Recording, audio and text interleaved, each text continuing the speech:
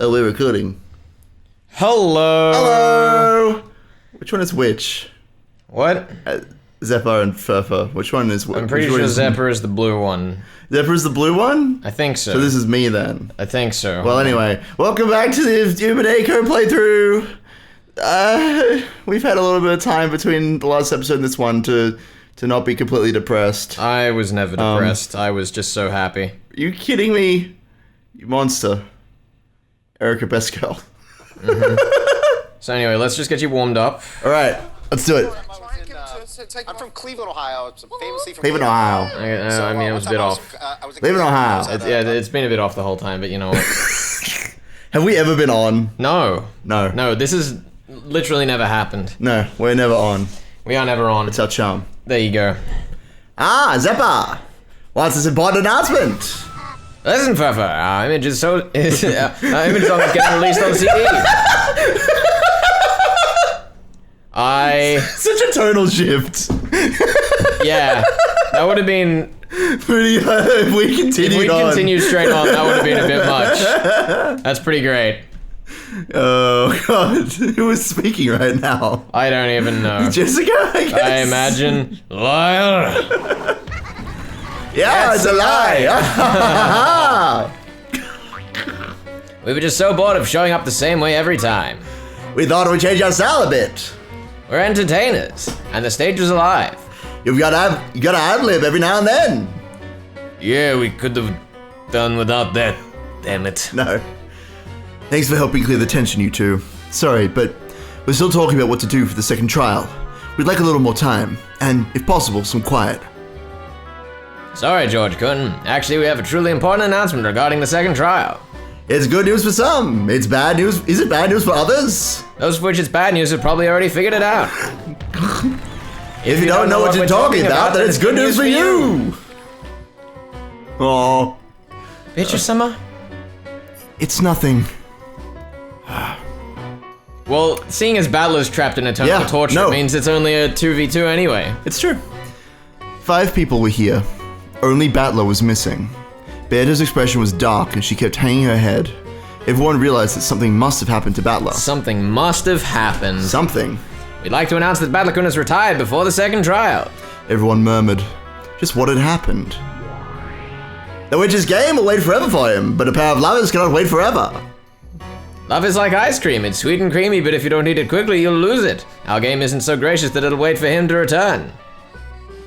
So, that's what you meant by good news. I feel like I know what all of this is like meant to be paralleling, and I've probably pointed it out so many times, but I love it so much. It's like, if this is like indicative of the internal struggle over the 6 years that Battler was away, and it's like, yeah, fucking love won't wait for him to come back. It's so good. No confirming or denying. Yeah, well, I'm glad that we have fewer rivals now. But if you think I'll applaud someone else's misfortune, you don't know me at all. Battler-kun, the one we thought of as our greatest enemy. I won't ask why. If the demons in charge say so, then that's how it is. Then what will happen to Beatrice-sama?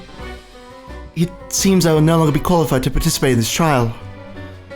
After all, this is a trial to test the bond between lovers. Battler-kun isn't currently capable of doing that, so his pair is disqualified. How truly saddening. However, she is one of the participants in this 3-way trial of love, so I think we should let her watch the trial as an observer. A splendid idea. She does have the right to bless the pair that does overcome the trial. Are you okay with that? Yes. I want to watch until the end. And I still believe he'll come back quickly, regain his qualifications to join in, and continue this trial with me once again. I think she has the right to be an observer. No objections here. There's no need for us to be cruel. But even so, we've lost a powerful rival. Sorry to you two, but I'd like to settle this trial right away. Ah, that's George-kun for you. I'm rooting for you the most on the inside. The coldness with which he furnishes his loves makes his heat stand out all the more. At any rate, we've now gone from 3 down to 2, and the 3-way deadlock has been resolved. We weren't able to fight proactively because we were afraid of a 1-against-2 situation. Now that it's 1 against 1, it's just a good, clean duel.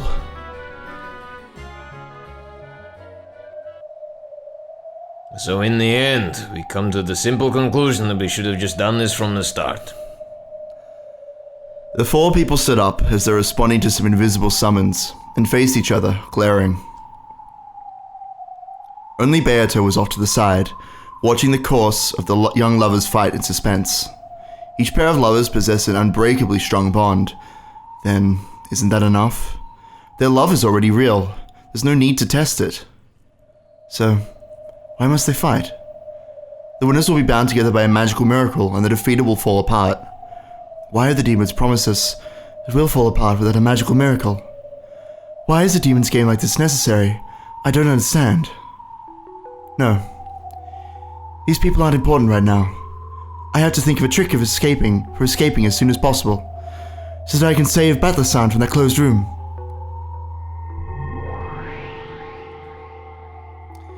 I heard about Battler. It seems things have gotten quite troublesome.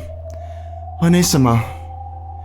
I would like to save you both as my dear sister and as a part of my full self. I will tackle the puzzle of Battler's closed room in my own way, but it is difficult. It feels almost as though an ordinary chain has been made to look like a wire puzzle.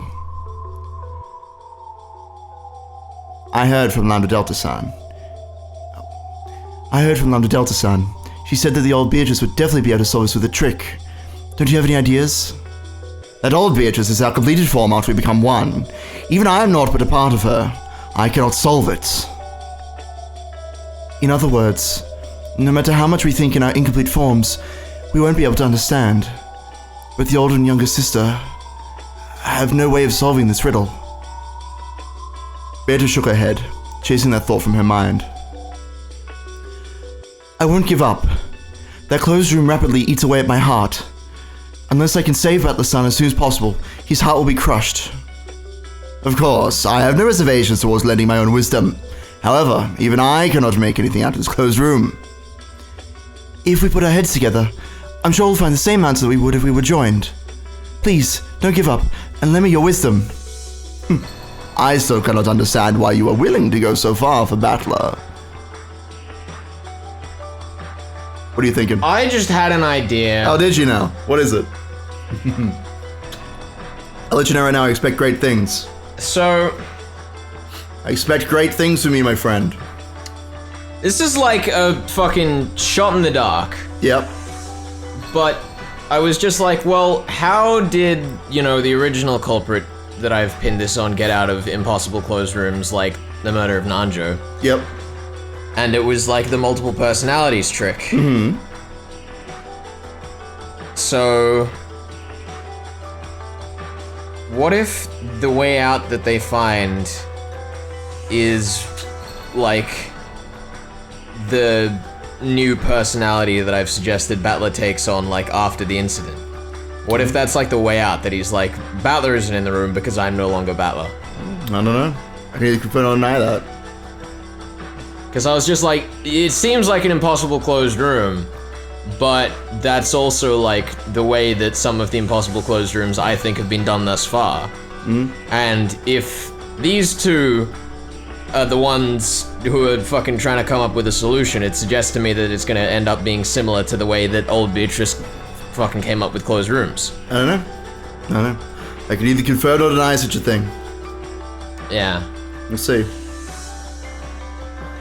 But I shall do as you ask. After all, it is a request made by myself. I will add my wisdom to yours. Look, Furfur, the two Beatos are thinking together. I wonder if those two can really save Battler. Oh, they can. If they have the miracle of love, that is. That's right, Seppa. They certainly can do it if they have the miracle of love on their side. I was expecting a flip sound effect there. I know. Hey, Furfur, do you think they'll realize that we're giving them a hint for solving that closed room? Now,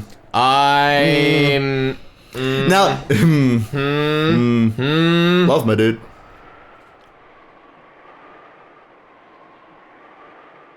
Okay.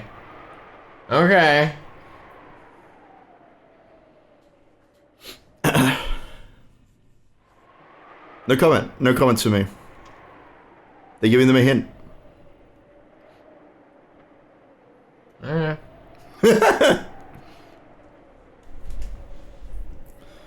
The two Beatos huddled together, and, straining their minds with all they had, they searched for a plan for saving Battler, was as though they couldn't even see the four people glaring at each other and solemnly discussing the manner of the duel.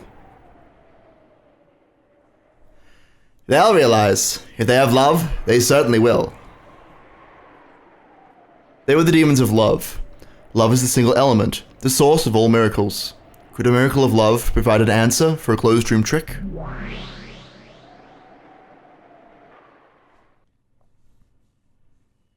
I'm more stuck now than I was a few seconds ago. I don't know, what does love have to do with this tale at all, my friend? I'm just, like... It feels like the easy sticking of two and two together is that, you know, one of the personalities of Seo will be the one to save Battler, but we've already been shown that the tape is still on the locked rooms that we last saw. That who did Erica see was there? Was it Kanon was in the room with Erica? No, Shannon and George and Najo and Hideyoshi and someone else were in the next room over, and then everyone else was in the cousin's room. Yeah, so unless we take that to be unreliable and Shannon wasn't actually in the room, which seems like a fucking load of shit. Like, unless that was the case, I don't know. What have we kind of learnt through this episode? I don't want to hint you too much, but what have we learnt specifically from the stuff about love? What have we talked about in this episode? I'm trying to think here. Oof, I don't know. You're gonna have to poke me here. The first Twilight. Yeah. What did all of those characters have in common? The whole, like, waiting for love. Yeah. Tormented fucking angle. Yeah. What do you think about that? What do you think that might have to do with this situation? If love is the answer to this closed room situation?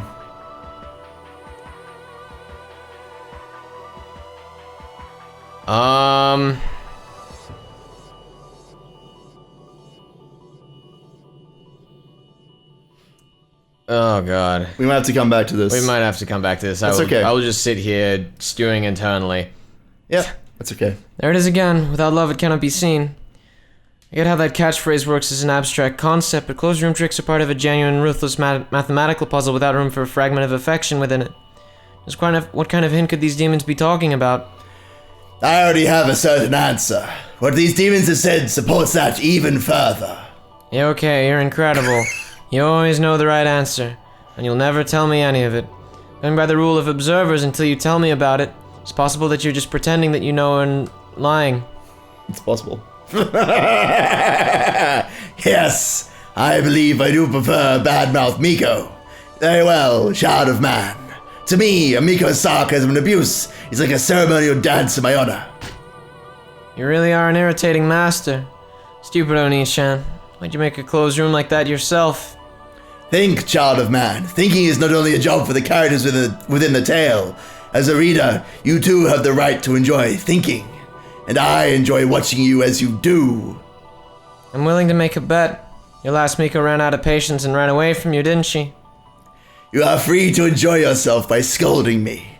You are also free to worry over the problem, along with the two Beatos. Unless you think the tale will not continue. Why? I'm a reader, right? Can't I just stay quiet and read?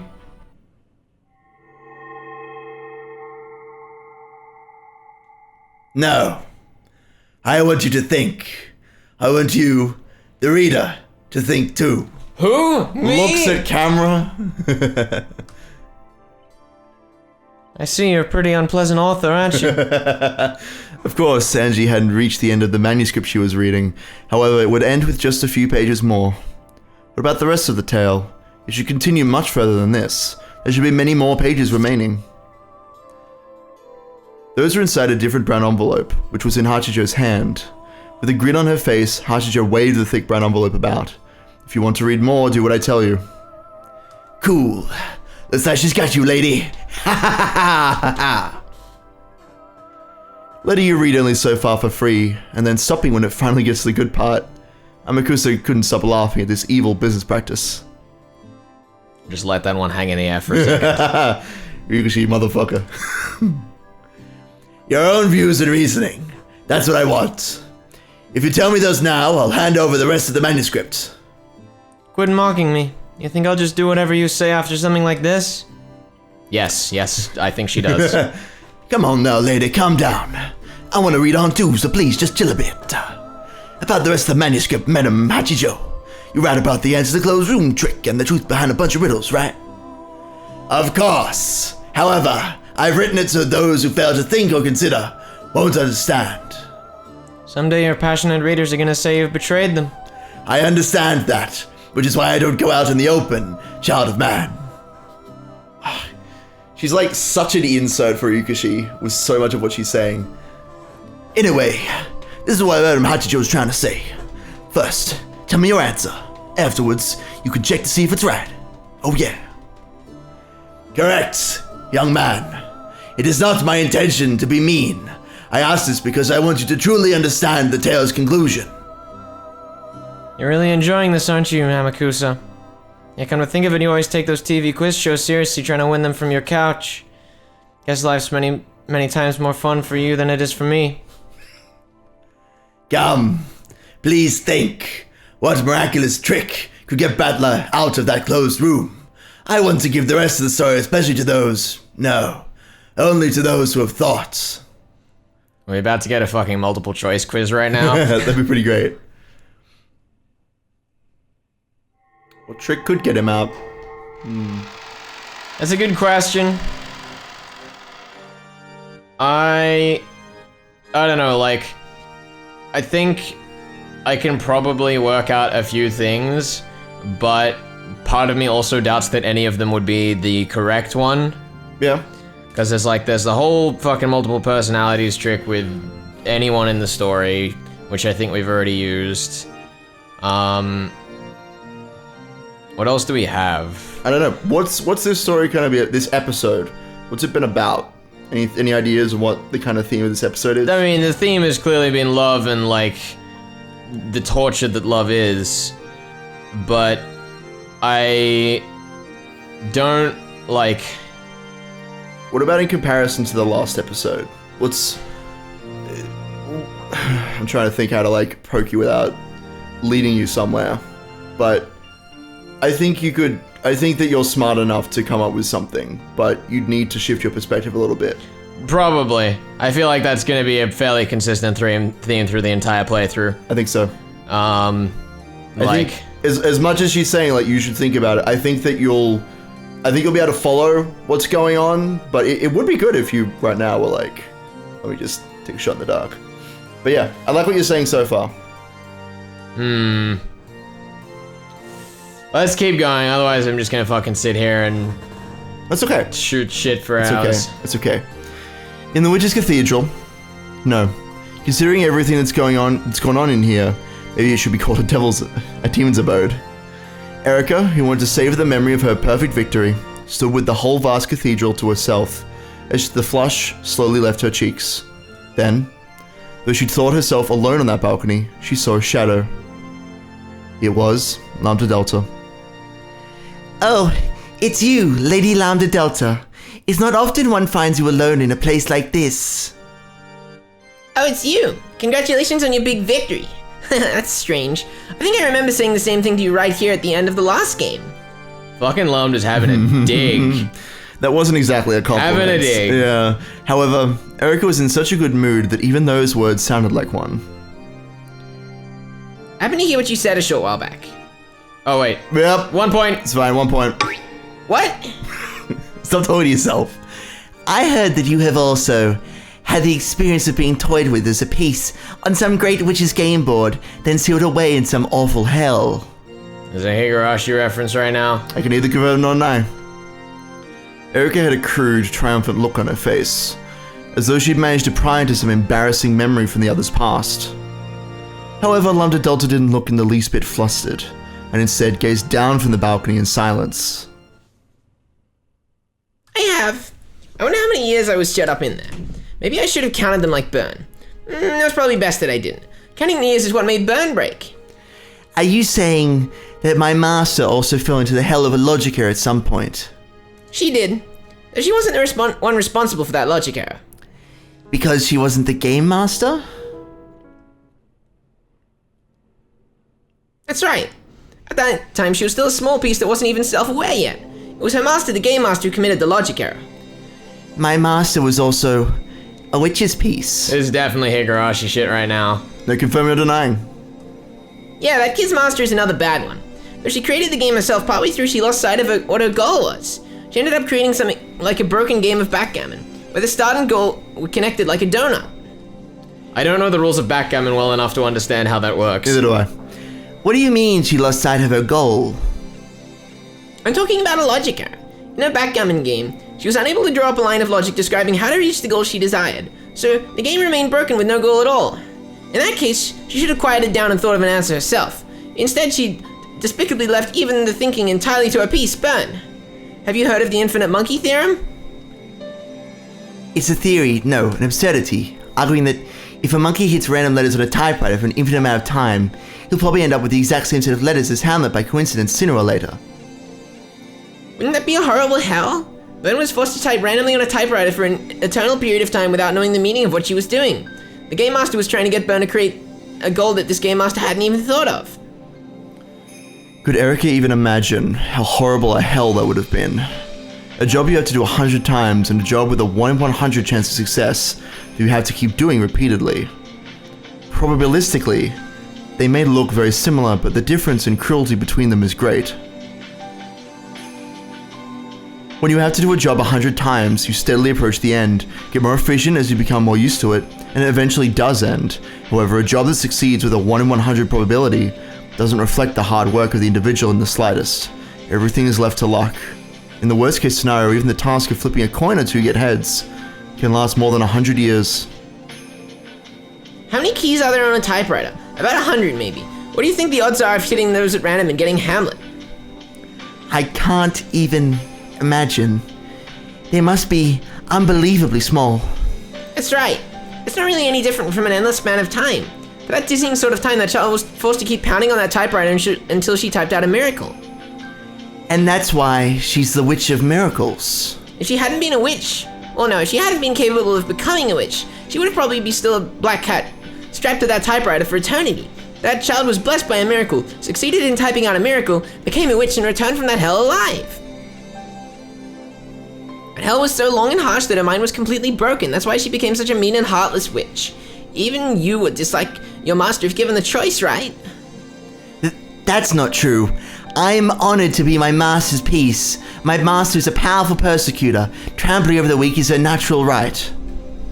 Because she's a human on the bully side of life? You know how to create a great bully? No. It's easy. Bully them horribly, even if it's just for a short time. Then suddenly stop and give them power. If you do that, then no matter who it is, they'll be reborn as a mighty bully. Even if you only bully them for about 3 days, you get them to believe that they're still a bullied kid for 100 million times longer than that, and they reign as the mightiest of bullies. What does that have to do with my master? Part of me is like, can we stop and go read Higurashi for a bit? I want to know what this is about. Yeah. You don't understand anything about Burn. No matter what kind of ruthless, cruel, horrible scum Burn may be, I want to be the one person who knows what she's truly like. And the same goes for me. I think that kid, as a fellow survivor from hell, is the only one who can understand what I'm truly like. It sounds like you're just jealous of the relationship we have, but give it up. The hell you think you've trudged through is nothing more than a blink compared to the one we crawled out of. Even if it was just 3 days, quote. Yeah. Quote, yeah. This time, Erica was probably the one being mocked. The discouraged expression on her face clearly showed that she couldn't accept Lambda Delta's words. If you'll pardon me for saying, I think it's the depth of the hell that's important, not the length of the time spent there. Oh? You think so, Witch of Truth, Erica? I don't know what kind of hell you were in, Lady Lambda Delta. And I'm sure the time I spent in hell was nothing more than a blink compared to yours. However, I don't think the depths of my hell were any shallower than yours. In part to celebrate your victory, I'll listen to what you have to say without arguing back. From my point of view... Fuck you. I know. From my point of view... But the Jedi are evil. Thank you. I wasn't gonna make that joke, you son of a bitch. The Jedi are evil! She's a prequel fan, I reckon. Both the hell my master fell into, which could only be escaped from with a miracle, and the hell you fell into, which I don't know about but could be escaped from with certain willpower, where hell is made to be escapable. So one thing that I do want to point out, obviously, is that they're saying that the fact that she's a witch of certainty and Bern is a witch of miracles is directly related to how they got out of the hell that they were in. Yeah. Bern managed to crawl her way out of a situation where there was only a 1 in 100 chance of her succeeding, and thus, because she produced a miracle, she is now the Witch of Miracles. Yeah. And Lady Lambda Delta was given some kind of task that required her to repeat something 100 times, so now that's her power. Yeah. Yeah. That's pretty straightforward. I just want to make sure we highlighted that. I'm just kind of like stuck in what the fuck happened in Higurashi. I don't know, man. Maybe we should read it after this one. God, no. I'd not love happening. to. I'd love to. Not like this. Maybe after a year. Give it a year. Maybe after a year. Still plenty of time for us to finish actually uploading the playthrough. It's true. Maybe we'll actually use a voice patch for Higurashi. Oh God, no! I would never. I wouldn't have made it this far if we were using a voice patch. It's true. Because half the fun is doing the stupid fucking voices. Yeah. Well, give it a year. We'll see. I can't wait for just fucking start Higurashi like 10 minutes in, some lambda looking bitch shows up and I'm like, oh, it's a hello. That's pretty bad coming from you. I am the Witch of Truth. My hell is nothing more or less than the truth. When faced with the harsh reality of truth, no sort of willpower or miracle matters. I reach this place by overcoming that truth. I don't believe my power of withstanding the truth is in any way inferior to yours or my master's. So what is this power to withstand the truth? Those who don't know cannot understand. Perhaps you two couldn't become witches of truth because you couldn't bear to look at it directly. I'll forgive you for those impudent words. Ooh. Make them pass with a slight note as my present to you for your recent victory. Ooh. Thank you very much. Great Lady Lambda Delta. Star. Oh, that's unusual. It's rare to spot you. oh, burn. It's probably burn, yeah. Half. Oh, that's unusual. It's rare to spot you two getting along. At some point, Burn Castle had appeared on the opposite balcony of the cathedral. Erica, noticing her, cried, "My master!" happily and dashed over. Lady Lambda Delta was telling me old stories about you. A tale of miracles fitting for my master, the Witch of Miracles. I'll forgive you just this once. Huh? Never speak of my past again. A grimace rose to her face and blasted Erica's good mood away. Then she understood. Ben Castle was also a witch running from boredom. If it caught up with her, she would remember those never-ending days of hell. This is proof that even my master still hasn't gotten over the pain and fear of hell. It means that she lacks the power to withstand the truth. For the first time, Erica felt just a little disdain for her master. Oof, bad news. My apologies. More importantly, why have you come to a place like this? I was looking for you. I wanted to give you a reward. A reward? Really? Thank you very much, my master. Oh, wow, I'm jealous. What are you gonna give her? First, I acknowledge your ascension as a true witch, not just a temporary one. I'll be your guardian, Witch of Truth, Frudo Erica. Okay. I was just doing the face because I was so amused by It's such a great the face. evidently predictable reaction. Erica does have great faces. Visual gags. Thank you very much. All you did was remove the temporary bit. How happy she could you be with a reward like that? You gotta want something more spectacular than that, right? Lambda, please. No, that's not true. I'm very happy already. Of course, on the inside, Erica did want another present. Mimicking Lambda Delta, she looked at her master to see if any further awards would be coming. I do have one other. Ben Castle snapped her fingers. Here we go. What's happening? You should be familiar with this. Throw it back. As she did, a cloud of gold butterflies gathered and summoned Battler sitting in a throne at the center of the cathedral. Of course, his eyes were blank. He was still a shell of himself, his heart trapped in the closed room that he would never be able to escape from. That man is your reward. My reward is Battler? Ooh, I see. You're saying you'll make it so that Eric inherits all of the game board's territory. That's right. Look at Battler's finger. He's wearing the ring of the one-winged eagle, symbol of the territory lord. If that becomes yours, you'll become the official lord of this territory. I don't mean you'll be under my charge. In name and reality, this territory will be yours. So I need to take that ring off Battler's finger.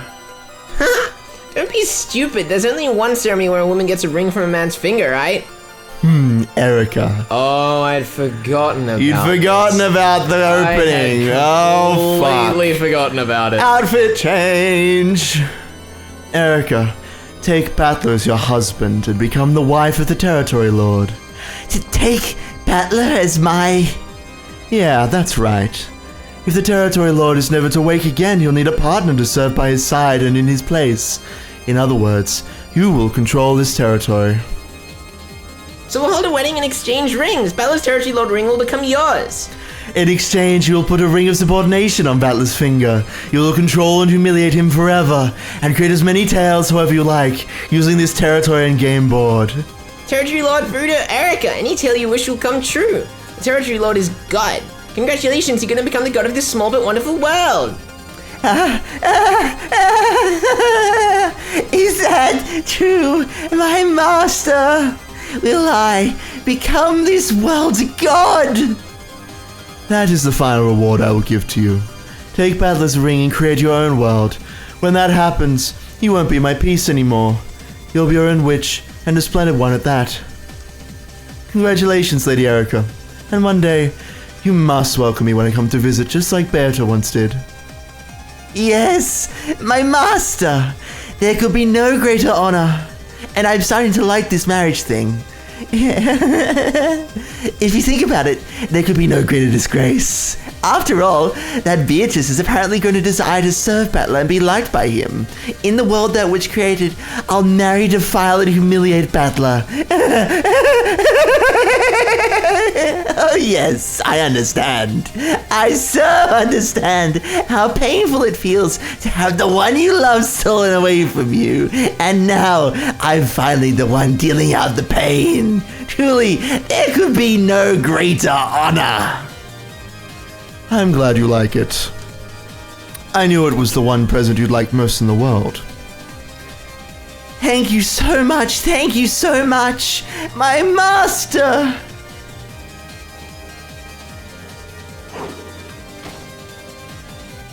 Erica leapt down from the balcony and walked briskly towards Battler. Then she peered down at the reward she had been given. Now, isn't that a wonderful finale? You have a wedding, right? Of course. A magnificent one. The perfect way to end Berta's game. Of course, you sent Berta an invitation too, right? Let's hope she actually comes.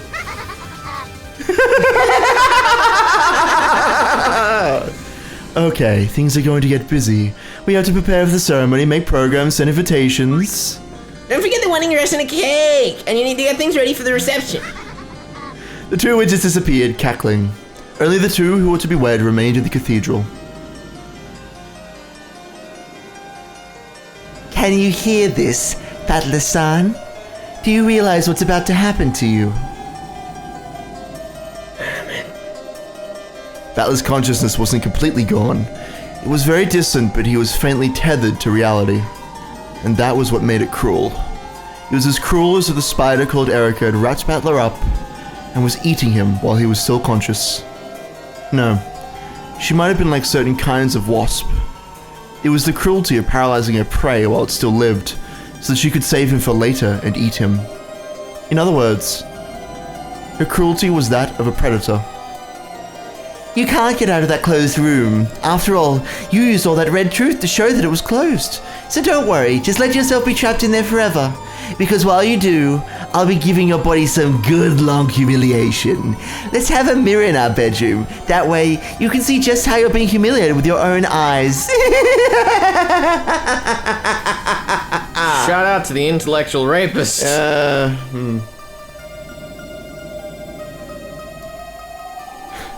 And let's have a birdcage hanging from the ceiling. We can stick your beloved witch Beatrice in there. What do you think? Wonderful, isn't it? Yeah, I understand. This is how sweet it is to be standing on the other side. As he listened to this mad laugh, Battler couldn't even bring a distressed expression to his face. His heart was still trapped in the closed room he had created. His body and soul would soon be trapped within a new closed room of Erica's. closed room called marriage.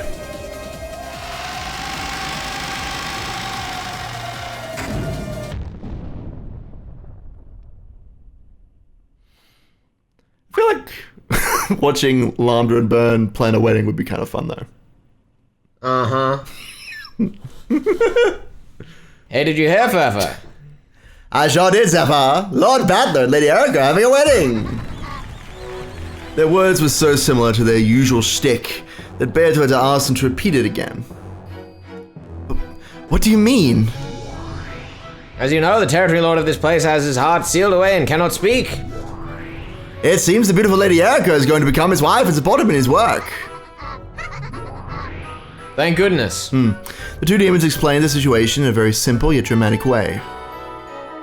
I think you... Beardo? I think so. I know what's going on. They plan to take advantage of the fact that Battler's heart is sealed away, and use marriage to lock up his body as well, so they can steal everything from him. At this rate, Battler's position as Game Master, his territory lord's ring will be stolen away. That little thief thinks she can do whatever she wants. Let's steal him back. This doesn't concern me, but if it affects you, then it's my business too. Just stealing his body back won't do you any good. After all, the great Lady Burncastle has already signed the marriage certificate as a witness. But the great witch of the Senate serving as a witness. No one can dispel that union unless one of the pair wills it. So Burncastle also senator confirmed. So, as I thought, unless I can rescue Battler's son's heart from that closed room, there's no way we can save him. Then find a way to rescue him from there. You're going to seal away the bridge room? The bridegroom? What the fuck was that? The bridge room! The bridge room. The bridge room! Ah, how wonderful, the bridge room! If you can do that, it would make for a tale beautiful enough for the opera. However, this closed room sealing battler is quite difficult. The only way out is the door, and if the chain is unset, his escape will not be accepted. And on top of that, the chain can't be set from the outside. And now there's no one left to switch places with him. No matter how you look at it, we're stuck. If we give up, we won't be able to save him. The only way we can save him now is to keep thinking. Though Beardo looked as though she was about to burst into tears, she clenched her fists tightly. She was so frustrated with her inability to think up any brilliant plan that her heart felt as though it would burst. Zephyr and Furfur, you two are known for being among the most powerful of demons. They say your magic can make the impossible possible. Couldn't you use your power and knowledge to work out a plan for crushing this impossible closed room? Yes, love can accomplish an impossible thing. If you can't accomplish something, it means you lack enough love. Hearing that hurts. But we're moved by the strength of will that prevents you from giving up. Because you have that, we're sure you can bring about a miracle. It won't actually help you because we're dicks. Fuck you. Andrew Carey, fuck you. Can't you at least give us a sort of hint about the miracle? We've known each other for quite some time. Can't you at least give my little sister a hint as a parting gift? We are always giving out hints. About love. They cannot be seen. Yes, we can't see, which is why I'm telling you, show us. These two are always like this. You'll never get bored, but they can be very irritating at times like these. Zephyr and Furfur certainly were demons who possessed a great power. The power of love that they bestowed had created several miracles in the past, miracles so great that they left marks on human history. However, those miracles were never given easily. They would give trials, tell riddles, and sometimes help the truth be realized, so that those who desired power could create that power themselves. No matter how pitiful the eyes that looked up at them, the two demons would never lend their power out of pity. As it is with gods, so it is with demons. They help those who help themselves. I understand. I'll think about it myself. I will certainly. See, demons, look at this modern, pure-hearted girl. As the demons of love, don't your hearts hurt even a little? Let's have a hint. Or could you at least give us a hint to a hint? Zephyr and Furfur looked at each other. Of course, there was no pity on their faces. However, it could be seen that, though they did find the problem amusing, they were considering what they should do next. What do we do, Furfur? Can't we just give him a hint to a hint? Yes, that will do nicely, so let's have it. Okay, here's a present from Zephyr and Furfur. A hint to a hint of love. Please. You can't see the answer. Because you don't have enough love. I told you not to hint like that. And if you don't have enough love... Why don't you watch some lovers who are overflowing with it? Yes, unfortunately, we have two groups of lovers right here with us. Why don't we take a peek at their fight for love? You should watch over and observe our trial. Beautiful. I told you not to hint like that. Beardo the Elder yelled at them, asking for a more tangible hint. However, Zeppa and Furfa just giggled and ran about like rats. I don't know, I feel like we're getting back to using multiple personality tricks to solve this problem. I know, we'll see. However, Beardo took their hint to a hint seriously.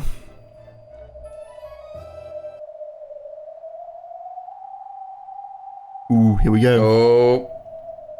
Come the lovers. Now that the Beardos were out of it, the second trial was between George and Shannon on one side and Jessica and Kanon on the other. Tear apart the two who were close. In other words, defeat one of the members on the opposing team. They were allowed to use any method they wanted. It could be a duel, or it could be rock, paper, scissors. The four of them had alternated between speaking together, then splitting up and discussing things amongst their teams, and had apparently finally reached a decision. Zeppa, Furfa, do you have a second? Oh, they finally called out to us. So, George, have you decided on a format for the duel? No matter how much the two demons cheered the four of them on in a joking manner, their serious expressions did not waver. Yes, we've decided to hold a duel. Oh, fuck. What's going on? The duel will take place between Shannon and me. Okay. Oh, here we go, lads. That's surprising. A one-on-one duel, we would have thought. That George and Jessica would have fought. But we did that in episode 4 already. These guys really wanted it to be them and they wouldn't listen. As a man, I can't stand being able to do anything but watch. However, Shannon's resolve will not waver, so we have no choice but to respect their decision and believe in them. Kanon-kun. Thank you so much for believing in me. I've always thought that if we had to fight each other directly someday, it should be done like this. And we've realized that that day is today. Of course, we might have been able to avoid this day. However, now this day has come, so we won't run away. That's right. I'm not running away, so I'll be right here. Me too. I place my faith in Shannon, so I have nothing more to say. And even if Shannon is the one fighting, our power is one, so we'll be fighting together. Yes, that's right. I'm just representing the pair of us. The lovers have decided. Even we demons will not butt in. So, how would you like to settle this duel? You don't mean that you want to have a literal duel, do you? At once, both Shannon and Kanon nodded. And the method? That doesn't matter, as long as it's a fight to the death. If possible, we would like it to be peaceful without suffering. And we would like to avoid wounding each other unnecessarily before one of us dies. Zeppa! Demons seem pretty pissed at this. We should be the ones to oversee this noble duel. True. We understand you two. We will propose a noble duel, one that will honor your noble spirits.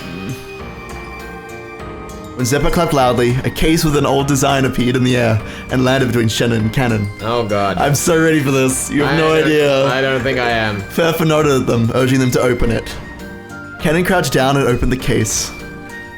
There were some antiques inside. They would have looked splendid hanging on the wall at some classy coffee shop. However, they were not mere decorations now. These are, I see. Just perfect for a duel. Are they fucking dueling pistols? Yes! So perfect. Inside the case were two dueling pistols. Ancient, like the kind used in the Middle Ages. Yes, this was a dueling pistol case that only those who wished for a fight to the death were allowed to open. I was really concerned we were gonna get some fucking sword combat in here again. I was like, nah, That would be pretty great. We've had sword combat, we've done that. They have one bullet each, as you requested. We have imbued them with magic. They have magical bullets, which will bring certain and painless death no matter where on your body they hit. No messing around. Thank you very much. You're most merciful. And what if we both miss? Normally that would be a draw. However, such a thing is not allowed in our trial. If you both miss, you'll come back and we will give you more bullets. This will repeat until one of you is dead. I have no objections. Me neither. I'm glad. This means we can finally... Settle this. Fucking chills. Jeremy George, I recognize you as Shannon. No, Seo's witness. Understood. Word choice. Here comes the other true name we were given. Jeremy and Jessica, I reckon you as Kanons. No, Yoshi as witness. Sure. We are responsible for this duel. It is our responsibility to see that this duel reaches a decision no matter what. What's happening? Oh, the best shit is about to happen. I feel like I know exactly what's about to happen, but I also don't want to say... I just want to experience this shit. This is such a hype scene. When Zeppo and Furfur cried these words out, the whole area was blanketed in a gold-colored light, and when it cleared, it had become the rose garden where golden roses bloomed. I feel very much alive right now. Very much alive. A duel over love, is it? How old-fashioned they are. I have seen many duels with pistols during my 1,000 years, but I have never seen one like this. Because it's being overseen by demons. No. A duel over love is usually a fight between two people both in love with the same single person. However, here we have a pair of lovers fighting over... I've totally switched into the wrong voice, haven't I? I don't even... It's so great. I'm totally Normally, a switched. duel over love is a fight between two people both in love with the same person. I know, I'll be honest, I may be being a bit distracted right now. However, here we have a pair of lovers fighting with another pair of lovers. This is quite odd. I'm sure it's because they want a miracle of magic. It seems we cannot be successful in love without such a miracle. Do you know the minimum number of people needed to create a universe? Huh? No, I don't. I'm perplexed. Shannon and Kanon each took a pistol out of the case, returned to their respective witnesses, and checked the weapons over. Then, when they both decided there were no problems, they checked once more to make sure that their opponent was prepared, and nodded to each other. If there are no problems, let the duelists stand back to back. Then walk the decided number of steps away from each other. Then the duel will begin on our signal. Steppa, how many steps should they walk? Good question. Well, maybe we should choose a number that's closely bound to this duel. A number closely bound. What number is that? Winks. It's a number we know of well. It's that number which has been repeated over and over again since this time this game, this tale began. That number is 19. That's an interesting number. I like it. It's a good number to settle everything with. 19. Whenever the illusion of a 19th person was seen on the island, on which only 18 people were supposed to be, this number was used to refer to the witch. It was the number of years needed to create this tale. It was the number of years it took to reach this unavoidable day. And it was the age of the true territory lord of this world. That's probably like the most straightforward Yep. answer we've gotten to anything in this entire story. Absolutely. The territory lord of this world is 19. And, oh, fuck me. I ain't saying nothing. Yeah. Now stand across from each other, then walk 19 steps and shoot. That's pretty far. At that distance, the first one to shoot won't necessarily be the winner. If one of us shoots first and misses, it'll probably be the end for them. And if it hits, this easy game can be won without even getting a scratch. Well then, duelers! Stand with your backs together! Shannon and Kanon slowly walked towards each other, facing each other. Once they turned away, they wouldn't see the other's face again until they killed them. So, this face-to-face meeting would never happen again.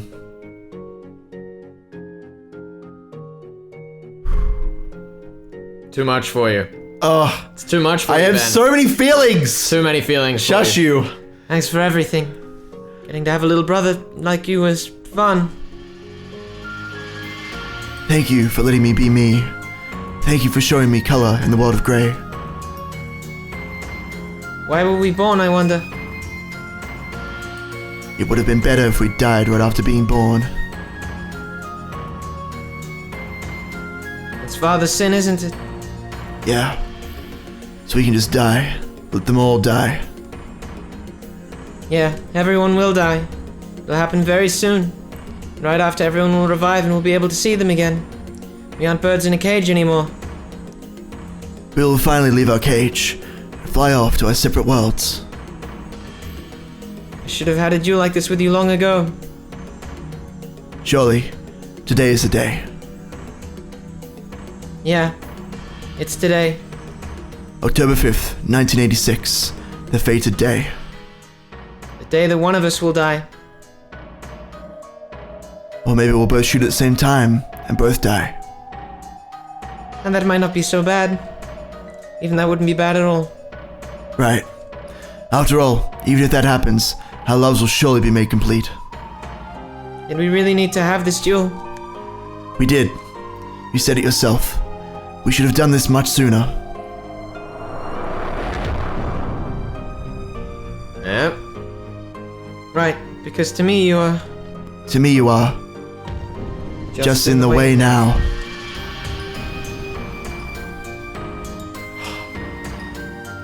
For the first time, the intent to kill flashed through the eyes of both. Why? For what reason? Why must such a day come for this pair that seems so much like siblings, connected by a bond different from love? There's a great mystery. As great a mystery is the question of how this could be the key towards unlocking Batlasan's closed room. If I watch over this duel instead of running away, will I find the key to solving that closed room? I will, right? Seppa-san, Furfa-san.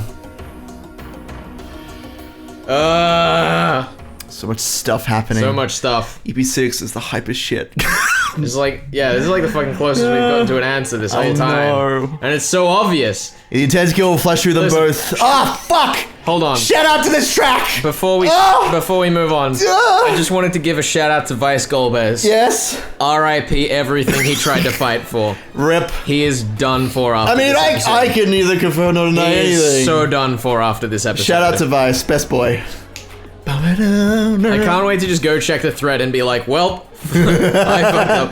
We'll see I how we go. lose. Yeah. Smash through this, my dude. The cathedral was beautifully decorated for the wedding between the territory lord, Lord Battler, and Erica. Shout out to this track. I love how you didn't even have the gusto to say Lady Erica. You were like, fuck that chick. Nah, fuck her. Battler's where it's at. A crowd of guests wearing goat masks filled the cathedral, waiting for the arrival of the bride and groom. As befitted a demon's wedding, it was neither solemn nor quiet, but cheery and noisy, brimming with activity. I wonder what Beato is doing. I hear she has gone to see Zeppa and Furfa. Since that powerful pair controls love, they could force even a demon king to retreat. I do hope they prove to be helpful in some way. Yo, what up? I know all about those two. I think you know as well as me that they won't hand over their power easily. True. However, that is precisely why they are capable of granting a power that can lead to miracles. At any rate, if we can just free Battlekun's heart from the closed room, we should be able to manage something here. Closed rooms are your favorite, are they not, Cap? Can you not think of any tricks? This is a nasty one. Battler and Eric have been dropping red truths all over the place.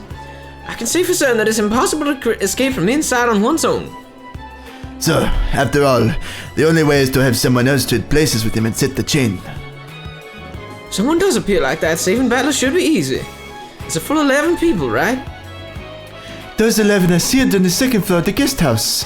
If we could somehow slip them out of there. I see. Solving the problem of Battle-sama's closed room is equivalent to solving the problem of either closed room on the guest house's second floor. Exactly. Limiting your thoughts to just Battler's guest room would be like... Hold on. Yes! I was like, wait, but there's only been one murder on the guest floor this episode. And then I realized that that's not what he was referring to. What are you looking at? It's, well, I mean... I know. It's basically like, I guess, in favor of what I've said about the two closed room murders in that guest room. Well, In their guest houses. I mean, not even murders, just sealing of the room. Oh, right, sorry. I misread that line. Oh, what were you referring to? I thought that it was because what you think of EP5? No, I was thinking of the second room, guest room that's appeared in the previous 2 murders that it's been No. part of. Oh. In episode 1 and episode 5. No, we're not talking about those. Ah. You got all hype for nothing. I got all hype for nothing. That's alright. That's okay. We got plenty of time to get more hype. Is this Garp? I think so, or maybe it was Renove. Shit. I think this is Renove. The closed room we need to break open to save Butler is the guest room. It's the closed rooms in the guest house. Yo, she's got glasses! Yes! Most unfortunately. I have to look at that in new images, actually. She is so cute! Oh my god! That's ridiculous. Yes! We of Eiserne Jungfrau have been placed in charge of the 2 rooms in the guest house. And you guys specialize in seals and barriers. However, that was quite impressive, Miss Garp. You realized that the closed room you should destroy to save Battler is in the guest house. The ceremony will begin soon, but why not reconstruct the scene as a way to kill time until then? Oh, I'm so ready. Are you sure about this? Doesn't this violate the obligation of confidentiality you have as Lady Erica's pieces? That is no problem. Surely if you've first have the seals around the scene confirmed and fall into despair, you'll be able to celebrate the ceremony more sincerely. How confident? I'll take that challenge. Leah, let's have ourselves a little snack before the ceremony. With that, dear ladies of Eisen, we humbly asked you to reconstruct the scene for us. I've been given official German word that is Eiserne. Eisen. Close enough. We hear and obey. What a suave gentleman Renove is. That's our second shout out to Vice in like 10 minutes. This is the cousin room. The next room over has the exact same layout. Carry out your inspection however you please. This room has Genji, Gota, Kanon, and then Cass, Rudolph, and Jessica, for a total of 6 people. The next room over has Hideyoshi, George, Shannon, Kumasawa, and Nanjo, for a total of 5 people. Don't be stupid, everyone. Who's in this room doesn't matter anymore. We need to find out how to escape from it. You're right. The door and windows are sealed, so we must somehow escape from some other place. You know what? I know all about how you heaven people like to use momentum to dodge issues. This is no closed room, right? Please allow me to speak. Let it be known that their closed rooms in our charge are perfect. You were in charge of the window seal of Kinzo's room last game, right? Just how did Battle let Kinzo escape from that room? That was no fault of Cornelia's. The blame rests on her superior, me. It's exactly the same as Kinzo's study. It's the windows. This closed room can be broken by the windows. This trick of yours is just plain obvious. How? Lady Erica sealed the entire room, right? That means the entire room is sealed, including the windows. I see. It would seem that we have been misinterpreting the definition of these seals. Closed rooms sealed by packing tape are not impossible to break. They form no prison. That's it exactly. Seals definitely prove that a room is a closed room. However, they don't prove that the room will remain as such. The only proof that the room is a closed room as long as the packing tape is not broken. Where is this going, my dude? So Erica left the room, did the packing seals, and then went over the mansion. So in the time while she was doing the packing seal, someone escaped out the window before she got to actually sealing it. Think so? I think so. Okay. That seems to be what they're hinting at. We are not trying to deceive you in any way. As long as the packing tape is intact, they are guaranteed to be closed rooms. That is all. Then why the windows? Why is it that we can break this closed room with the windows?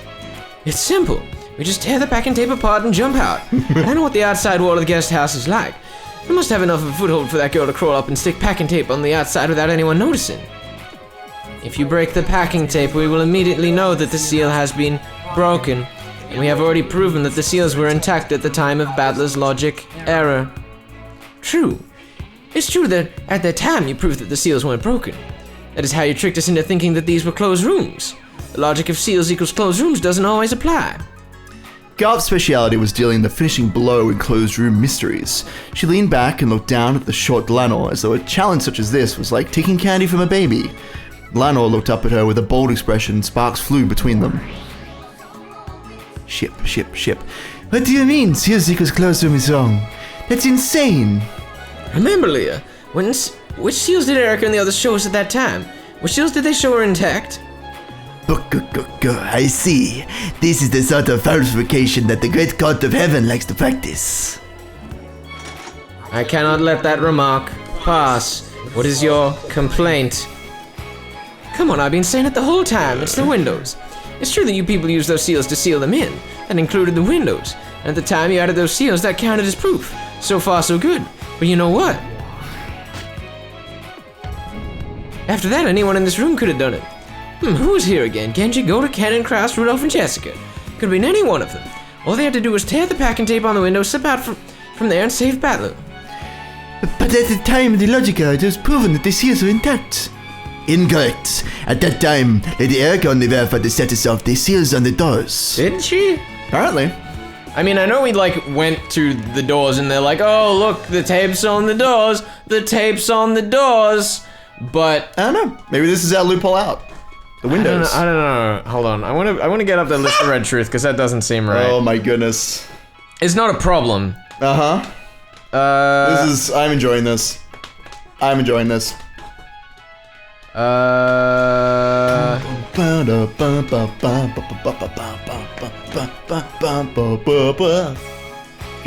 this song is too hype for me. I don't know. It doesn't actually specify. I don't know. Oh no, it does say the doors. Okay. Yep, so they can slip out the windows. Okay. Listen. In before red truth, seals are on the windows still. What? No, never. Yes, come to think of it, at that time Lady Erica just shut the doors of the two rooms and claimed that the seals are intact for each. She never mentioned the seals on the windows. That's correct. It's probably true that the seals on the doors and windows were perfectly secure when they were added. But at the time of the logic error, you only confirmed the status of the seals on the doors. In other words, since the time Erica left the guest house, it was not forbidden for someone to break through the windows and leave whenever they wished. What do you say? I got you now, haven't I? This is how you do things.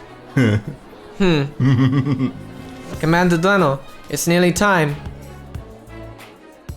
It seems the bride and groom have arrived. This ends our chat. We will meet again later. Seems like a pretty big oversight. Denora's like, fuck you, I got this in the bag. With a happy-looking grin on her face, Dlanor turned around. But that must have hit her where it hurts. Uh-huh, that's exactly what that reaction means. Garp wouldn't let her get away. She grabbed the other's shoulder. Wait there. Tell us whether or not the seals on the windows were set at the time of the logic error. If you don't, anyone in that room could have saved Battler. And who do you think would have been capable of such a rescue? Doesn't matter who. And just by personal preference, I'll name Kanon. He seems agile and hiding his presence is his specialty. He's the perfect person to follow after Erica and quickly come to Battler-kun's rescue. Kanon. Impossible.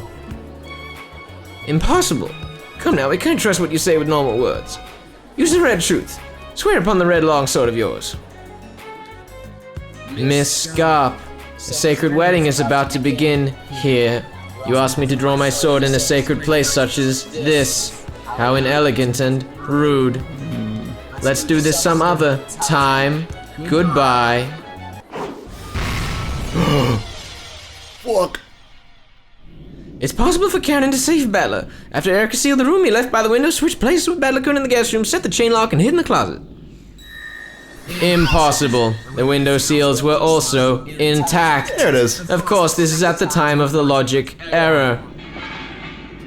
Garp's rapid reverse roundhouse that followed her blue wedge crossed with Dlanor's red longsword, and both pointed at the other's throat. The once peaceful move of the wedding broke apart. Several goat guests whispered to each other, wondering why these two seemed to be fighting. What the fuck is the point of the goats? I don't know. Okay, so you can counter that. Why didn't you just say so in the first place?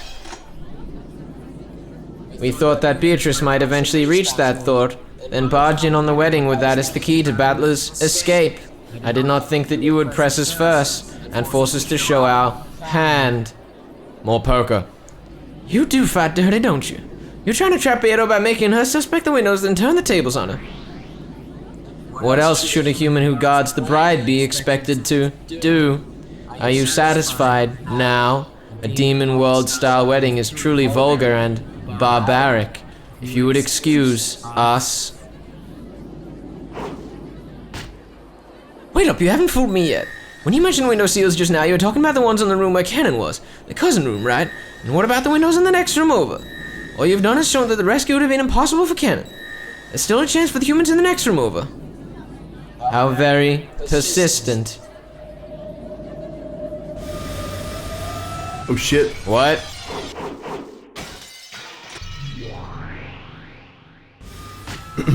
We apologize for our rudeness. We are the Chiesa sisters, Imperial Guards, in charge of security of the ceremony. I'm afraid I must ask for you both for your stamped invitations. Lano A. Knox, I am with the bride's party. Here's my stamped invitation. Also, here are my credentials as a bodyguard to the bride. Confirmed as Chief Knox. Welcome to Lord Butler's wedding. I'm Gap. The groom's party. Here's my invitation and crap. You didn't get it sent to the reception desk now. I came here directly, so I didn't go by the reception desk. Still unstamped. Why do you always have to do that at times like this? Gapsama, my apologies, but we'll have to ask you to come with us to a different room. Leno watched, shrugged, and turned away. Wait there, Leno. Respond to my blue truth. If you want the opinion of the Great Court of Heaven, please fill out an application in accordance with the court procedures. Allow me to speak. Know that the ticket window is open from 10 o'clock to 5 o'clock on weekdays. Lunch breaks run from 12 o'clock to 1:15. So informative. Allow me to speak. Note that the use of whiteout or strike-throughs is not permitted when filing forms. There's a rumor they refuse comic kit applications for the same thing now. Is that a meme about Ryukashi trying to do something IRL? No. That's just where Ryukashi normally showcases his newest work. I know that. I know that. That's why I thought this was like a reference to something. Maybe. That's an urban legend. Probably. Let us provisionally accept that blue truth verbally. It will be put on hold until the proper forms are received and duplicate submissions are not allowed. Rude. I don't understand. Can you respond to my blue truth or can't you? Damn. If you fill out the application on Monday, we should be able to have an answer for you by the end of next month. Duplicate submissions are forbidden, so the blue truth you just spoke will be unusable during this wedding ceremony. So much red tape. This is in accordance with the laws of evidence from the official Great Court Regulations, Article 2.1.4, Section 1.5, regarding the prevention of duplicate submissions. Please allow me to speak. Know that it is forbidden for blue truth to be used if based on the argument that the window seals of the next room over were torn at the time of the logic error. Okay. Please allow me to speak. Know that the opposing side is under no obligation to respond to the aforementioned blue truth. Cowards! Hey, let go of me, rabbit man! The Chiesa sisters led Garp away. Just when she thought she'd reached the core, they'd underhandedly refused to respond. Man, I think that's also an answer about the Chiesa sisters, as if we needed one. Yep. We're actually starting to get some they're conclusions. Yeah, definitely. This is nice. I'm enjoying this. Conclusions for people who are paying attention, I would say. That's true. Let's be very clear. However, this is a big clue. There's a chance that the window seals in the next room over have been broken. In other words, it might be possible for Hideyoshi, George, Kumasawa, Shannon, or Najo to save Battler. And yet, just now, that move was sealed away. The use of any blue based on the window seals in the next room over might have been broken, has been prevented. It's now impossible to claim that the five who could have saved Battler were the ones who did it. What the hell? That's low, that's the answer, isn't it? I also noticed they hadn't proven the window seals were intact. But if they can't use the blue truth, what are they supposed to do? Yeah, I know. I'm sure you're laughing at me again because you alone have discovered the answer. My apologies, child of man. I am having trouble, just as you are. I can't believe I'm hearing you say that. I also realized that the windows of the next room over were left available. However, I hadn't imagined that the use of that argument would be prevented. Doesn't this seriously violate the rules? I mean, how can a quiz be fair if you can't say the right answer? Isn't this a logic error on the other side? We can also view the fact that the tale is continuing as proof that it wasn't a logic error. In other words, there's some other answer completely unrelated to the windows of the next room over? Or it may be possible to explain without discussing the windows, how one of those five came to Battler's rescue. I mean, the tale is continuing at all, so it means Battler's wasn't a logic error by that claim, right? Is that what that means? I'm pretty sure that's what that means. I'm not saying nothing. I know you're not saying nothing, I just wanted to let that hang. Okay. If they can't talk about the windows, they'll have to find a different way to leave that room. That practically makes the next room over a closed room. Yes. That is why I'm also stuck. Because of these strange seal proclamations, the two rooms have once again become closed rooms. Most likely. Most likely what? You're so vastly intelligent, what kind of answer have you found? There is no answer. No answer? What do you mean? There is no way out except for the windows of the next room over. And yet, we are not allowed to include those windows in our reasoning. There probably is no answer for this closed room. And if so, what next? Since no answer exists and defeat is absolutely certain, for whichever player is burdened with the responsibility of explaining. So we have no moves left. In other words, that statement of Delanor's was the final blow? Doesn't that make it checkmate? No, one move does exist. However, that move is one that can never be used again. And it is also a part of Beato's heart. Here we go, boys. Multiple personalities. Let's go. I mean, one of the greatest riddles of this tale. Precisely. By using that, or possibly. Featherin sighed deeply. It was something she hadn't done once before now.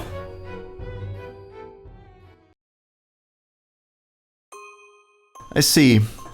So as long as this tale has been, it is finally time for the curtain to close. Exposing the answer to this riddle means the same as finally killing Beato. But perhaps Battler is the only one qualified to make that decision. If he weaves such a tale as the Game Master, no one will be able to stop it now. The greatest riddle of this tale will probably be revealed very soon. But in classic Ryukashi fashion, he won't actually tell us what it is, we'll just have to figure it out. A deep sound reverberated through the cathedral. It was the sound of the several dozen Chiesa sisters, Imperial Guards, members of the Honor Guard who stood in a line across the cathedral and stamped their heels in unison. It brought about total silence even before the demons running the ceremony spoke. Let's have silence, ladies and gentlemen. Welcome to the wedding of Lord Battler, Territory Lord and Golden Sorcerer, and Lady Erica, the Witch of Truth. Zephyr and Furford appeared in the center of the cathedral. Having them invited to host a wedding was a great honor. Though they had asked for silence, the attendants who packed the cathedral welcomed the two demons with an enormous applause. Oh, it's Zephyr and Furfur. Then what about Beato? She may already have snuck onto the grounds. They searched for Beato in the crowd of several hundred people, but they couldn't find her anywhere. I wonder if Beato managed to find a way to save Battler-kun. If she managed to gain Zephyr and Furfur's power, then I am sure she has. There exists no miracle that cannot be gained after receiving their strength. And if she didn't, then that goat biting its handkerchief over there is probably her. Then let us welcome the bride and groom. Please give them a grand welcome and celebrate them as they start on their new life. Come out, bride and groom, walk the path of the shackles called marriage, which will bind you until the grave. Ooh. The big doors in the back of the cathedral slowly opened. I've honestly forgotten what Erica's outfit looked like. I hope you're ready for it. We're almost there. Such a beautiful groom. Ah, there she is. We get the new image on this. Yeah. Because I don't know if we checked in the beginning, but I'm pretty sure we did, it'd be but good to have a I reminder. didn't remember. Yeah. There she is. She's adorable. Like, oh yeah, because I remember I pointed out the fucking stupid way that it stuck into her legs. Yeah, definitely. It's not how cloth physics works. The height difference is actually quite different in the new images. Yeah. And then the Territory Lord and his beautiful bride came into view. Arm in arm, the pair slowly began to walk down the path to the grave lined with red carpet. That visual imagery. I know! The Chiesa Honor Guard stood at attention along either side of that path, raised their adorned bayonets with mechanical precision, and made sure that no evil could block the path that the pair walked down. Chiesa sisters that weren't part of the Honor Guard were stationed all over the cathedral, hiding behind pillars and the like, keeping an eye out for any intruders. 00, calling 45 and 410. Any irregularities? Ceiling snipers, all clear, yeah. 410 and 45 were on top of a massive chandelier hanging from the cathedral ceiling. Several other sniper pairs could be seen stationed on top of other chandeliers. This seemingly festive cathedral was actually being heavily guarded in places that the attendants wouldn't notice. Currently we're simultaneously targeting 36 attendants suspected of being Lady Beatrice, as well as 131 in positions for which an attack might be launched. Surveillance in progress. Don't let your guard down. Lady Beatrice will almost certainly stage an attack on this wedding. That'd be so cool. Making it steal the bride, yeah. 410 is the groom, not the bride. But he's playing the bride's part now. The GSS sniper teams on the chandeliers use super high efficiency observers to track the movements of the several hundred attendants. If any one of those made any suspicious movements, the GSS have been given permission to fire immediately.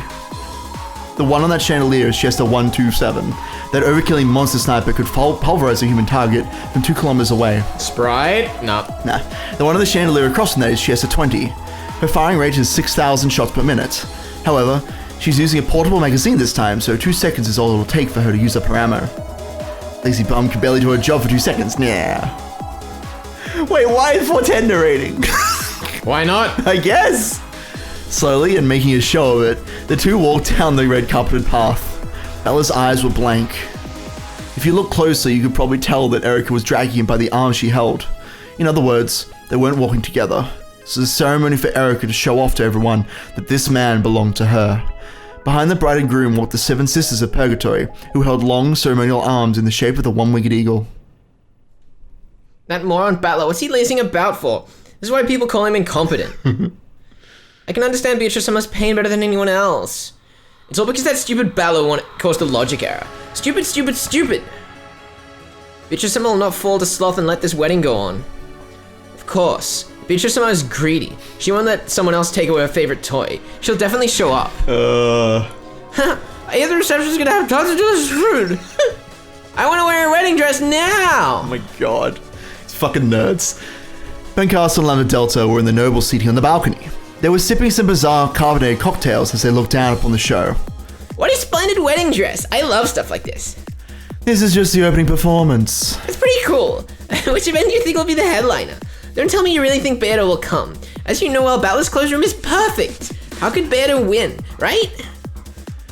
You must have heard too. There's a chance the window seal in the room next door has been torn.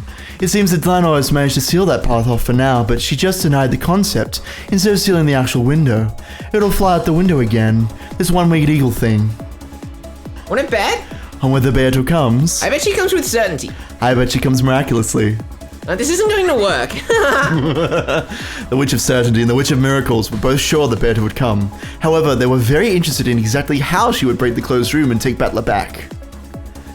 You've been watching from behind the scenes, so you probably know. You know what the trick is. More or less. But Eric has done a hell of a job, so now I'm stumped. Liar. Huh? I'm sure you found one already. There does exist a trick that can save Battler, right? That does. But it's tough. And if that move is used, part of Beata's heart will be exposed, isn't that right? Oh, so you already know. Hey, wanna change our bet? To what? To whether Beata or Erica wins. Sure, if you're willing to bet on Erica. I'll do it. Oh, you are betting on Erica? And why do you think you can win?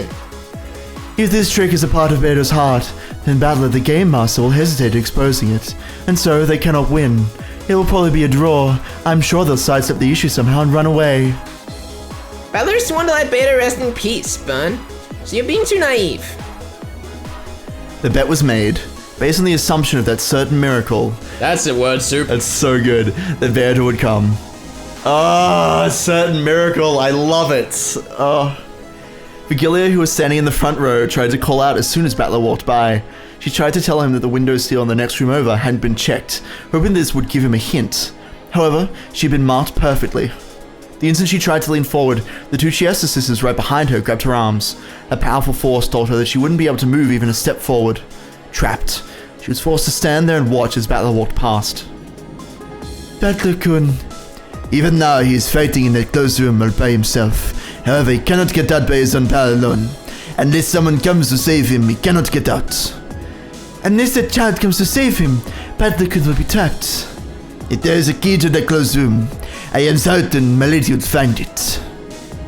Milady, I am sure you've gone through many trials in your life, but please, this is one trial that you must overcome. I am certain that you can do it. Oh, I run away, do not doubt that in the slightest. That's 5 points. It's fine, it's fine. I felt the Milady at the beginning was pretty obvious. Yeah, it's fine. I hicked up. 5 points. The bride and groom's procession slowly advanced down the path of the grave and reached the altar. They were walking slowly with ceremonious and proper etiquette. It was also tiring. Erica glanced over at Battler. Of course, his eyes were blank. His heart was still inside that closed room. Once more, the sound of the Chiesta honor guards stamping their heels rang out loudly. Silence returned to the cathedral again. Now, the wedding ceremony would finally begin. People live for the sake of love. Therefore, today you have fulfilled the purpose of your lives. Oh, how great it is! The power to live, the power of love! I pray that the brightness of this day blesses these two for all time. Come now, you who are love of one another, make the oath of love! I'm sorry. My tongue got twisted. It's okay. In the place of the husband who cannot speak. Let the wife make the oath on behalf of the pair. Battler swears to Erica, and Erica swears to Battler, to support each other both in sickness and in health. That's what Battler. I didn't catch that, Battler-san. If you have some objection, please say it a bit more clearly in a loud voice. Damn it. If you have anything further to say, please get yourself out of that logic era closed room first. Don't worry, I'll support you until that day comes. You have heard the pair's oath of love. Oh, let this oath be eternal. What happened there? What did happen there? Who fucked up? I think it was you. Was it me? It might have been me. Let this oath be eternal. Let's wind back the footage. Who was it? I look forward to I'm finding glad out. the music stopped exactly there so I could cut in some fucking like guilt fucking wanted poster. Thunderous applause celebrated their marriage of subordination. After the oath, they would symbolize the bond. It was the exchanging of the rings. The Territory Lord's ring with the one-winged eagle engraved on it that sat on Battler's finger would become Erica's. By this, she would become the ruler of this game board. And in exchange, Battler's finger would be given a diamond ring that Erica had prepared. At a glance, it just looked like a ring adorned by a large diamond. However, this cursed ring would force Battler into eternal subservience and mark him as another's property. Yes, let the pair exchange rings. Since the husband's fingers cannot move, let his wife support him. Erica respectfully took Battler's right hand, then slowly pulled the territory off the Territory Lord's ring that had been on his ring finger. That was the ring Beartooth had entrusted him with. Erica stole it away. This is the ring that woman left behind, right? How does it feel to have that stolen away by a woman like me? Huh? I can't hear you. Please, say it one more time. Go to hell. Oh, that. Well, then there's no need to worry, Battler-san. Erica pressed her lips up against Battler's earlobe as if biting it and told him where they were. We're already there. Then, slowly, she took Beartooth's ring, which she had stolen from Battler, and slipped it onto her own left hand. And now, bride, you may give the groom your ring. That's one hell of a ring! A shackle that'll hold him in place for all time. Yeah, it's custom made. Even Battler's blank eyes could see the diamond ring Erica held. It was like Erica herself. On the outside it shone beautifully and possessed an absolute hardness that would bend to no one's will. And on the inside, to symbolize never letting go of the prey it had latched onto, it had 8 sharp thorns pointing inwards. I feel like that's a visual symbol I recognize, but I can't remember what from. If they had been growing out of the outer side, it would have looked like the collar of a guard dog from hell. However, whoever heard of putting those on the inside? By twisting the diamond, those thorns could slide in or out. In other words, if you twisted after thrusting the finger inside, the inward-facing thorns could bite down, never releasing until the end of time. Then, even his soul would be trapped, and his body, mind, and soul would be forced to serve Erica for all eternity. Are you kidding me? Who the hell would wear a ring like that? He couldn't even finish speaking that simple phrase. And furthermore, those awkward words were the only way he could resist. She raised Battler's left hand and stroked his ring finger as if tasting it. Erica pressed the ring of subordination against the tip of his finger. If a ring is made to fit... This is dragging out real long. Something's about to happen. If a ring is made to fit too tightly, it can be painful and hard to take off. However, this ring was never intended to be removed for life anyway, so its inner band had been mercilessly narrowed. Even without the thorns, forcing a small ring like this on would hurt. This ring will seal up your body, heart, and soul for all eternity, and you'll become an eternal living doll. I won't even let you die. You'll be endlessly defiled and humiliated by me, and every time I forget the taste of victory, I'll use your body to remind me, over and over again. If you've got the guts to bite off your tongue, now's the time. Once this goes on your finger, you won't even be able to do that.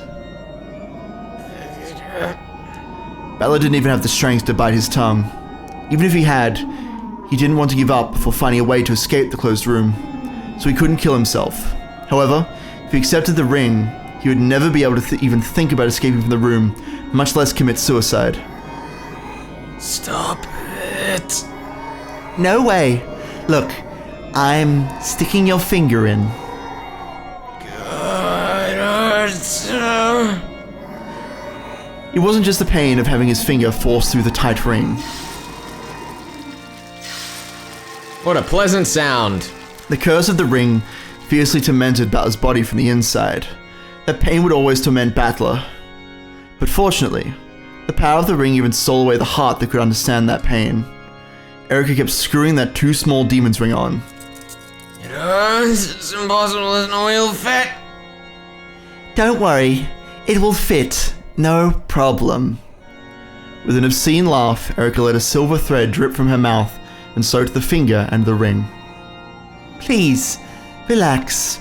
We'll stick it in all at once. Please don't resist uselessly. It'll hurt less if you don't resist, okay? You see, now, it's sliding right in.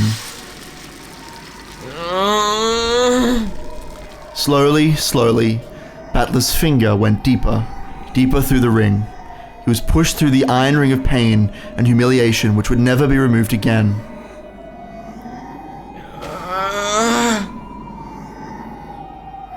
Come on, look, okay? It's in all the way to the base, see? It hurts. Take it off. The demon's ring tightened around the finger, so much that it seemed the finger would snap off along with the bone. Could Battler's hazy expression of anguish really describe how unbearable this filthy pain was? Okay, now that it's on all the way, let's add the final touch, shall we? After this, you'll be mine, forever. Erica touched the ring's diamond knob. If she twisted it, the thorns would bite in and never let go again. It's really dragging out. Oh, stop it. Sure. Just say, "Forgive me, Erica-sama," and I'll stop. Really? Please forgive me, Erica-sama. I swear to spend the rest of my life as your dog, with a collar around my neck, so at least spare me that ring. If you can say that, I won't make you wear the ring.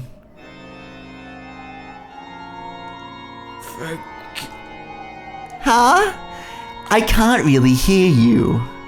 I won't forgive you.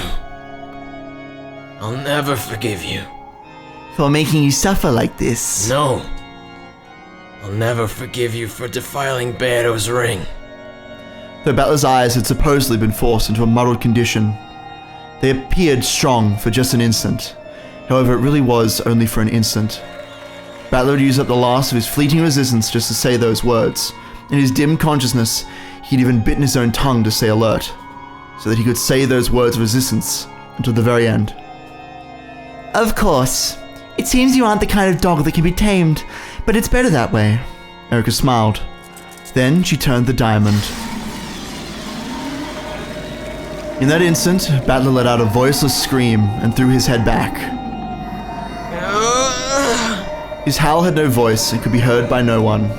However, it still rang out through the cathedral. Oh boy. A lot of weird sex stuff going on there. That was very suggestively worded. Erica, please. You giant pervert.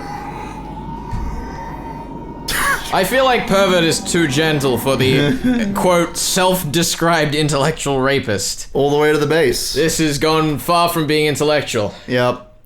We'll see you all the next time. Yay!